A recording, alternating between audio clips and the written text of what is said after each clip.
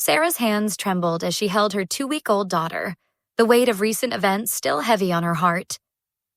What should have been the most joyful time in her life had been overshadowed by a painful family conflict that began months before her baby's arrival. When Sarah, 27, and her husband, Mike, 26, first shared the news of their pregnancy with his mother, the excitement was palpable. But as the due date approached, the couple made a deeply personal decision that would shatter their family's peace. They chose to keep the delivery room private, a sacred space for just the two of them as they welcomed their first child into the world. The conversation with Mike's mother 3 months before the birth was meant to be simple and respectful. Sarah watched as her husband gently explained their wishes, emphasizing that while his mother would be more than welcome to visit after the birth, the delivery room would remain private. The response was swift and chilling. "I'll be there whether you like it or not." Those words haunted Sarah throughout her pregnancy. Despite repeated conversations and gentle reminders, Mike's mother remained unmoved. Each interaction left Sarah feeling more anxious about what was supposed to be the most beautiful day of her life. The stress of knowing that her boundaries might be violated added an unwelcome shadow to her final weeks of pregnancy. The day of labor arrived with all its expected chaos and anticipation. Sarah had briefed the hospital staff carefully about who was and wasn't allowed in the room.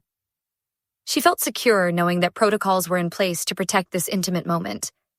But as she lay in the hospital bed, exhausted from labor, an unexpected figure appeared in the doorway.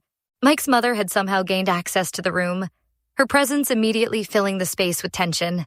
Sarah's heart raced as she watched her husband's face transform from confusion to anger. "You need to leave," Mike said firmly, his voice carrying the weight of months of frustration. What followed was a scene no new mother should ever have to witness. The shouting began immediately, with Mike's mother directing her fury first at her son, then turning her venom toward Sarah. The words cut deep. Accusations that Sarah was paying Mike to turn against his own mother, that she was destroying their family bond. Sarah felt vulnerable and exposed, still recovering from birth, as harsh words flew around her hospital room. The confrontation escalated until hospital staff intervened, escorting Mike's mother from the premises. Sarah's relief was overwhelming, but the damage was done. The sanctity of their birth experience had been violated, leaving emotional scars that would take time to heal. Despite the trauma, their daughter arrived healthy and beautiful. Sarah remembers the moment she first held her baby, how the love overwhelmed every other emotion. But even in those precious early moments, the shadow of the conflict lingered. The aftermath proved even more devastating. Mike's mother launched a campaign of harassment through text messages, reaching out not just to Sarah and Mike, but to their entire extended family. The messages painted Sarah as a villain, a manipulative woman who had stolen a son from his loving mother.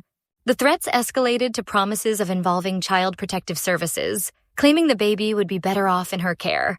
Now, 2 weeks later, Sarah and Mike face an impossible decision.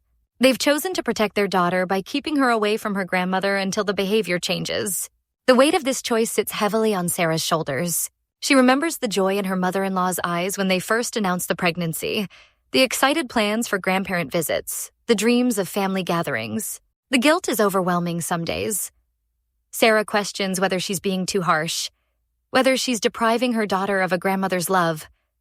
But then she remembers the shouting, the threats, the violation of their most intimate moment, and she knows that protecting her family must come first. What do you think? How would you handle this situation? Share your thoughts and feelings in the comments below.